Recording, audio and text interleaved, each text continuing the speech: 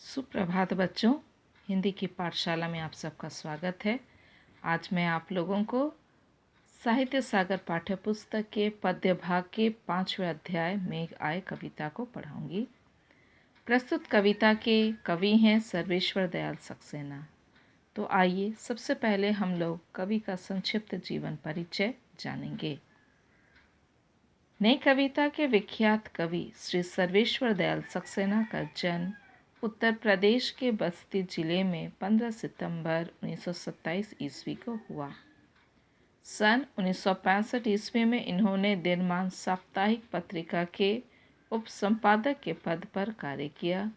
इसके बाद इन्हें बच्चों की प्रसिद्ध एवं लोकप्रिय मासिक पत्रिका पराग के संपादन की जिम्मेदारी मिली, जिसका अत्यंत सफलतापूर्वक वहन किया। सन 1983 में इनका आकस्मिक निधन हो गया, जो साहित्य जगत के लिए अपूर्णीय क्षति थी।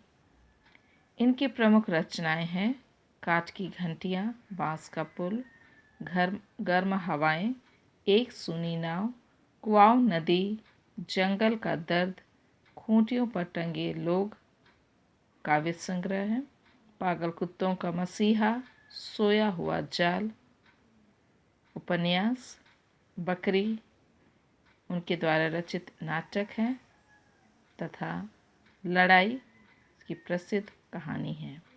इन्होंने प्रचुर मात्रा में बाल साहित्य भी लिखा। दिनमान में प्रकाशित चरखे और चर्चे स्तंभ के लिए इन्हें बहुत लोकप्रियता प्राप्त हुई।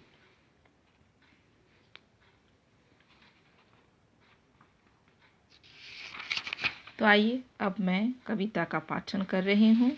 आप सभी मेरे पीछे पीछे कविता का पाठन करेंगे।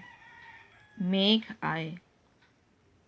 मेघ आए बड़े बन-ठन के संवर के, आगे आगे नाचती गाती बयार चली, दरवाजे खिड़कियाँ खुलने लगी गली गली, पाहुन जो आए हो गाँव में शहर के, मेघ आए बड़े बन-ठन के संवर के। पेड़ झुक झाँकने लगे गर्दन उचकाए, आंधी चली धूल भागी घाघरा उठाए, बाकी चितवन उठा नदी ठिठकी घूंघट सरकाए, मेघ आए बड़े बन-ठन के संवर के। बूढ़े पीपल ने आगे बढ़कर जुहार की, बरस बाद सुधी लीन्ही, बोली अकुलाई लता ओठों की वार की। हरसाया ताल लाया पानी परात भर के, मेघ आए बड़े बन-ठन के संवर के। क्षितिज अटारी गहराई दामिनी दमकी, क्षमा करो गांठ खुल गई अब भरम की। बांध टूटा झरझर मिलन के अश्रु ढर के, मेघ आए बड़े बन-ठन के संवर के। द्वारा सर्वेश्वर दयाल सक्सेना। प्रस्तुत कविता मेघ आए में कवि सर्वेश्वर दयाल सक्सेना ने मेघों के आगमन का शब्द चित्र उपस्थित किया है। मेघ आए बड़े बन-ठन के संवर के, आगे आगे नाचती गाती बयार चली, दरवाजे खिड़कियाँ खुलने लगी गली गली, पाहुन जो आए हो गाँव में शहर के, मेघ आए बड़े बन-ठन के संवर के। प्रस्तुत पंक्तियों में जो कठिन शब्दों के अर्थ है वे इस प्रकार हैं। मेघ, मेघ का अर्थ होता है बादल। बन-ठन के का अर्थ होता है सज संवर के। बयार का अर्थ होता है हवा। पाहुन का अर्थ होता है मेहमान।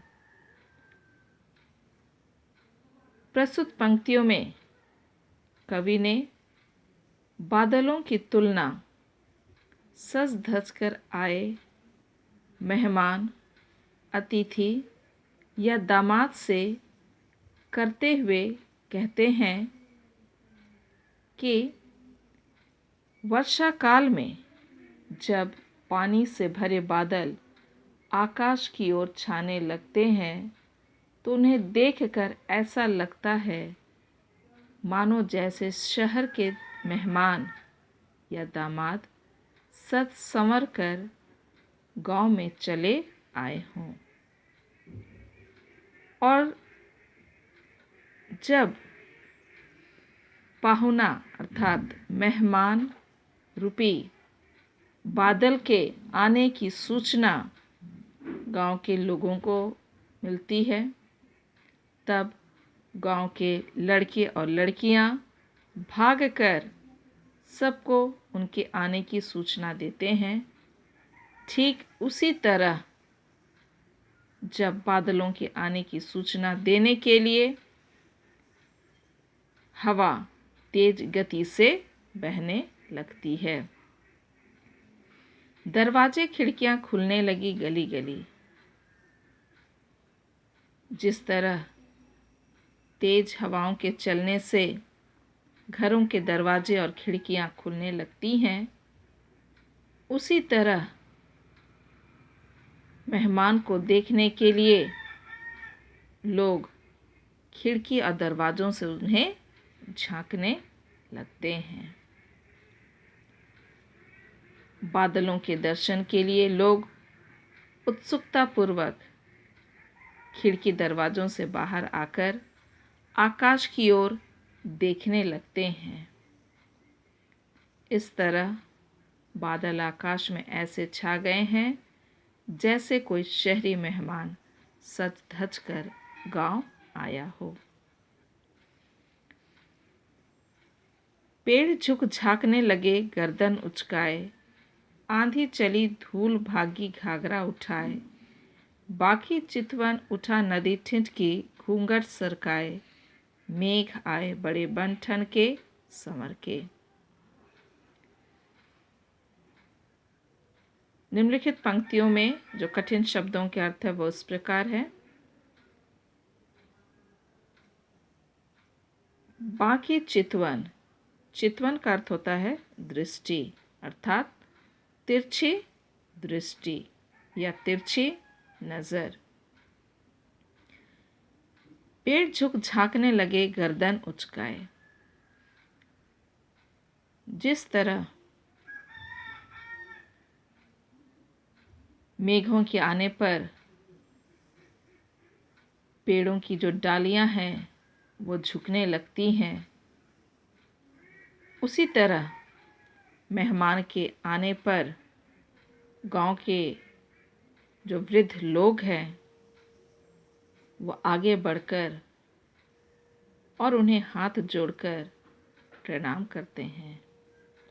वे अतिथि का गांव में सत्कार करते हैं।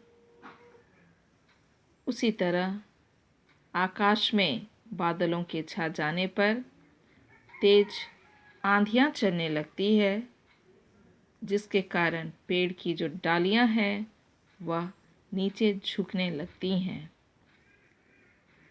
आंधी चली धूल भागी घाघरा उठाए। तेज हवाओं के चलने से धूल भरी आंधियां चलती हैं और उन तेज हवाओं से धूल उड़कर एक स्थान से दूसरे स्थान की ओर चले जाते हैं।